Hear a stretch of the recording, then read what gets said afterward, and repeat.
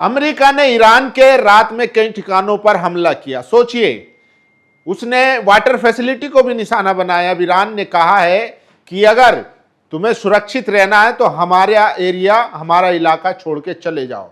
जवाब में ईरान ने बड़ी कार्रवाई करते हुए उसका F-35 हैंगर वो गिराया है। उसके अलावा एक अपाचे हेलीकॉप्टर गिराया है, MQ-9 रिपर ड्रोन भी गिराया है। तो सोचिए, ईरान लगातार बार बार अमेरिका को चेतावनी दे रहा है। इसके अलावा अमेरिका के बहरीन में 5वें बेड़े पर भी हमला किया है। तो ईरान ने बड़ा जवाबी कार्रवाई करते हुए अमेरिका को फिर से अपनी ताकत का जोर दिखाया है। सोचिए, ईरान $20,000 के एक ड्रोन से $1 मिलियन के अपाचे को गिरा देता है, $1 मिलियन के F-35 हैंगर को गिरा देता है। तो सोचिए, अमेरिका के लिए ऑलरेडी ये युद्ध इतना महंगा पड़ा हुआ है, लेकिन डोनाल्ड ट्रंप की नस दबी हुई है। वो चाहता है कि सीज फायर हो, वो चाहता है कि ईरान से हम निकले, लेकिन एपस्टीन में नेतन्याहू अपने इशारों पर उसको नचा रहा है। सोचिए,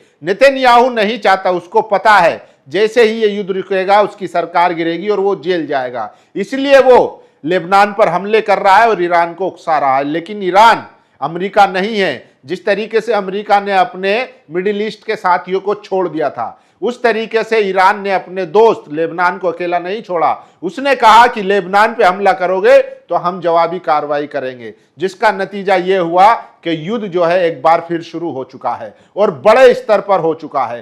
सोचिए, ईरान ने इजराइल की पेट्रोकेमिकल फैसिलिटी को निशाना बनाया है, जिसके बाद इजराइल में भारी तबाही मची है। अब उसने यूएस के 3 ठिकानों, बहरीन, कुवैत, कतर, UAE, इन जगह पर निशाना लगाया है और उसमें भारी नुकसान हुआ है। सोचिए, अपाचे कहा जाता है, अपाचे हेलीकॉप्टर दुनिया का सबसे स्मार्ट हेलीकॉप्टर है जिसको कोई छू भी नहीं सकता, लेकिन ईरान एक ड्रोन से, एक मिसाइल से उसको मार गिराता है। सोचिए, F-35 हैंगर, उसको भी कहते हैं कि बहुत ज्यादा दुनिया का सबसे शक्तिशाली वो फाइटर जेट है, लेकिन उसको भी ईरान पल भर में मार गिराता है। इसीलिए ईरान के विदेश मंत्री अब्बास अराक्ची ने कहा है कि अगर तुम्हें सुरक्षित रहना है तो हमारे इलाके को छोड़कर चले जाओ। इससे पहले IRGC के प्रवक्ता इब्राहिम ने कहा था कि यूएस को हम फारस खाड़ी के बूचड़ खाने में फंसाकर ऐसा मारेंगे कि वो जिंदगी भर याद रखेगा।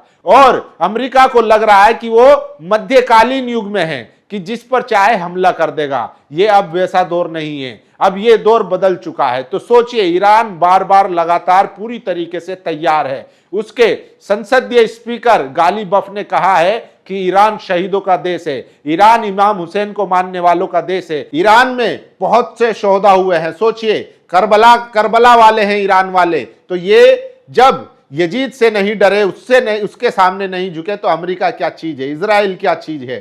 तो गालिबफ भी पूरी तरीके से तेवर दिखा रहे हैं। वहीं IRGC के कमांडर ने कहा है कि अगर तुमने हमारे ऊपर हमला किया तो उसके भारी नुकसान भुगतने पड़ेंगे। अब मैं आपको एक एक करके वो रिपोर्ट और सबूतों के साथ बता देता हूं कि कैसे ईरान ने रात भर जो है अमेरिका के कई ठिकानों को निशाना बनाया है, उसके रीपर ड्रोन को निशाना बनाया है, मार गिराया है, उसके अपाचे हेलीकॉप्टर को मार गिराया है और साथ ही साथ उसके F-35 हैंगर को भी मार गिराया है। तो यानी कि ईरान के विदेश मंत्री जो कह रहे हैं कि अगर तुम्हें सुरक्षित रहना है तो हमारे इलाके छोड़ दो। और सोचिए, इजराइल और अमेरिका की ये जिद, ये सनक कहां तक ले जाएगी कि दुनिया अब एक और भारी संकट में जाने वाली है। अब ईरान का इरादा सिर्फ स्ट्रेट ऑफ हॉर्मुज तक बंद करने का नहीं है, अब उसने बड़ा प्लान बनाया है। उसने साफ कहा है कि अब बाब अल मंदब भी बंद होगा और लाल सागर से लेकर फारस की खाड़ी तक पूरा कंट्रोल रहेगा, जिसको लेकर ईरान IRGC के कमांडर इस्माइल कायनी ने साफ प्लान बनाया है यमन के साथ, हूती के साथ मिलकर। यानी कि अब बाब अल मंदब भी बंद होगा और स्ट्रेट ऑफ हॉर्मुज भी ईरान के कंट्रोल में रहेगा। यानी कि अब दुनिया फिर से एक और बड़े आर्थिक संकट में आने वाली है। ईरान ने साफ कहा है इसके लिए जिम्मेदार होगा इजराइल और अमेरिका। तो मैं अब आपको वो सबूतों के साथ खबरें दिखा देता हूं। देखिए, जब तक ट्रंप दुनिया को एपस्टीन आइलैंड के बारे में पूरी सच्चाई नहीं बताते, तब तक स्ट्रेट ऑफ हॉर्मुज बंद रहेगा। ईरान ने ये बात कही है। सोचिए, ईरान सिर्फ अपनी लड़ाई नहीं लड़ रहा है, वो उन तमाम मजलूमों की लड़ाई लड़ रहा है जो गाजा में मारे गए, जो एपस्टीन पर इन दरिंदों का शिकार हुई लड़कियां जो लेबनान में मारे जा रहे हैं। और सोचिए, रिपोर्ट के मुताबिक अमेरिकी राष्ट्रपति डोनाल्ड ट्रंप के आदेश के बाद ईरान के खिलाफ किए गए हमलों के दौरान हॉर्मुज जलमध्यु में स्थित कैशम द्वीप पर 6 विस्फोट हुए हैं। इन हमलों को अमेरिका ओर से जवाबी कार्रवाई बताया जा रहा है। सोचिए, ईरानी सेना ने अमेरिकी नेवी के 5वें बेड़े पर हमला किया। ईरान की सेना ने बुधवार को ईरान के दक्षिण इलाकों में अमेरिका द्वारा हमला किया गया था। और सोचिए, ट्रंप 55 बार कह चुके हैं कि हमने ईरान को हरा दिया है, 35 बार कह चुके हैं कि हमने ईरान को तबाह कर दिया है, और 38 बार कह चुके हैं कि डील बहुत इंपॉर्टेंट है, और 25 बार कह चुके हैं कि स्ट्रेट ऑफ हॉर्मुज शुरू है, ओपन है, खुला हुआ है। लेकिन इनमें से कुछ भी नहीं हो रहा। इसलिए ट्रंप जो है, ट्रंप की खुद की नस दबी हुई है, वो इजराइल के आगे एकदम नतमस्तक है। वो चाहकर भी इस डील को नहीं कर पा रहा है। ईरान ने न केवल यह साबित किया है कि वो इस क्षेत्र की सबसे बड़ी ताकत है, बल्कि उसने ये भी साबित करना शुरू कर दिया है कि वो एक ऐसी ताकत है जिस पर उसके सहयोगी भरोसा कर सकते हैं। अमेरिका की तरह नहीं, जिसने अपने सैन्य ठिकानों से क्षेत्र के देशों को खतरे में डाल दिया, और वो ना तो उनकी रक्षा कर सका और ना ही खुद की। लेबनान से जुड़े समझौते के उल्लंघनों के बाद आज रात इजराइल पर ईरान ने यह हमला किया है। और सोचिए, ईरान ने ड्रोन और मिसाइल से कुवैत में अमेरिकी ठिकानों पर हिंसक हमला किया है, बड़ा हमला किया है। सोचिए, ईरान ने अमेरिकी ड्रोन को गिराने का दावा किया है। हॉर्मुज के पास अमेरिकी ड्रोन MQ-9 को गिराने का दावा, तो एक MQ-9 जो है रीपर ड्रोन भी अमेरिका का ईरान ने गिरा दिया है। इसके साथ अपाचे भी गिराया है और F-35 हैंगर भी गिराया। और सोचिए, इजराइल जाने वाली किसी भी जहाज को निशाना बनाया जा सकता है। सोचिए, ये हूती ने साफ कर दिया है कि इजराइल जो भी जाएगा हम उसको निशाना बनाएंगे। साथ ही हूती प्रवक्ता मोहम्मद अल बुखैती ने RT को दिए एक खास इंटरव्यू में बाब अल मंदेब स्ट्रेट की नाकेबंदी के समूह के फैसले के बारे में बताया है। यानी कि अब जो कंट्रोल होगा वो बाब अल मंदब तक होगा, स्ट्रेट ऑफ हॉर्मुज दोनों जो है कंट्रोल में होंगे, और बिना उनकी मर्जी के कोई भी एक चीज वहां से नहीं गुजर सकती है। और सोचिए, कुवैत, बहरीन, UAE, कतर में स्थित अमेरिकी ठिकानों पर उच्चतम स्तर का अलर्ट जारी कर दिया गया है। ईरान ने बहरीन, कुवैत, UAE और कतर पर और जॉर्डन पर बड़े हमले किए हैं। और उसके कई, ये देखिए, Iran ballistic missile heading toward American bases. सोचिए किस तरीके से ईरान ने 4 बैलिस्टिक मिसाइल से जॉर्डन में अम्मान के पास अमेरिका के F-35 हैंगर को निशाना बनाया है। सोचिए, अमेरिका के हमले के बाद ईरान ने बहरीन में अमेरिका के 5वें बेड़े पर हमला किया।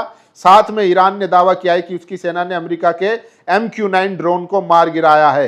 तो ये सबसे बड़ी खबर है। और सोचिए, अब्बास अराक्ची का ये बयान सबको सुनना चाहिए कि किस तरीके से वो दुनिया में एक बड़े डिप्लोमेटिक और राजनेता और बहादुर राजनेता बनकर उभरे हैं। युद्ध के मैदान में अपनी हार के बावजूद अमेरिका ने हमारी दृढ़ता को परखने का विकल्प चुना। हमारी शक्तिशाली सशस्त्र सेना किसी भी हमले या खतरे को अनसुना नहीं करेगी। यदि आप सुरक्षित रहना चाहते हैं तो हमारे क्षेत्र को छोड़ दें। फारस की खाड़ी के इतिहास में घुसपैठियों के भयावह अंजाम के अनेक अध्याय हैं। सोचिए, ये ईरान के विदेश मंत्री कह रहे हैं। इससे पहले IRGC भी कह चुका है कि फारस की खाड़ी में हम अमेरिका को बूचड़ खाना बना देंगे। फारस की खाड़ी अमेरिका के लिए बूचड़ खाना बना देंगे। इसीलिए अमेरिका ने ग्राउंड ऑपरेशन करने की सोची भी नहीं है। शुरुआत में खबर आ रही थी कि ग्राउंड इन्वेंशन होगा, वो ईरान पर कब्जा करेगा, रिजीम चेंज करेगा। लेकिन जब उसने देखा, आज भी देखिए, ट्रंप जो है दावा करते हैं कि 70% जो है ईरान की जो सैन्य शक्ति है तबाह हो चुकी है। उसकी वायुसेना, उसकी नेवी, उसकी आर्मी, IRGC सब तबाह हो चुकी है। लेकिन आज भी ईरान के क्षेत्र में एक भी अमेरिकी ड्रोन, हेलीकॉप्टर, F-35 कुछ भी नहीं उड़ सकता, जिसके बारे में कहा जाता था कि अमेरिका के पास एक से एक लड़ाकू विमान है, बहुत फास्ट है, वो चंद मिनटों में जाकर स्ट्राइक कर आ जाते हैं। सोचिए, यही ईरान की डेल्टा फोर्स थी जो वेनेजुएला में जाकर वहां के राष्ट्रपति को उठा कर ले आती है। लेकिन ईरान की जो वायु रक्षा प्रणाली है उसके ऊपर से ये गुजर तक नहीं सकते हैं। अपाचे मार गिराया गया, MQ-9 रीपर ड्रोन मार गिराया गया, F-35 हैंगर मार गिराया गया। सोचिए, और अब बहरीन में 5th फ्लीट को निशाना बनाया गया है। तो ईरान के पास जो है वो ताकत है, वो पावर है।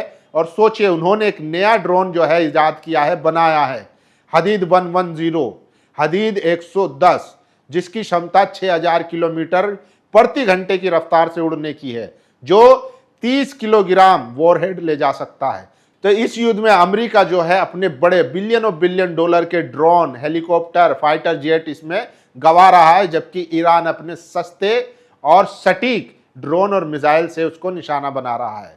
तो ये बड़ी खबर थी, ईरान ने बड़ा हमला कर दिया और साथ ही साथ कहा है कि हम अमेरिका से कोई बात नहीं कर रहे हैं, जबकि अगर अमेरिका को बात करनी है तो वो उनकी शर्तों पर करेगा। लेकिन अब ऐसा लग रहा है कि ट्रंप और नेतन्याहू अपनी सनक के लिए, ग्रेटर इजराइल बनाने के लिए, देखिए ट्रंप तो नेतन्याहू के कब्जे में है ही एपस्टीन फाइल के जरिए, उसको डर है कि एपस्टीन फाइल कहीं वायरल ना कर दे, खोल ना दे, इसलिए वो नेतन्याहू की हर बात मान रहा है। वरना ट्रंप खुद चाहता है कि सीज फायर हो और उसकी जो इमेज खराब हो रही है वो इमेज बच सके, इसलिए वो चीन भी जाता है, रशिया भी जाता है कि किसी तरीके से इस युद्ध को खत्म करवा दो। लेकिन वहां से कह दिया जाता है कि हम इसमें कुछ नहीं कर सकते, ईरान के पास अपनी खुद की संप्रभुता बचाने का हक है, अधिकार है।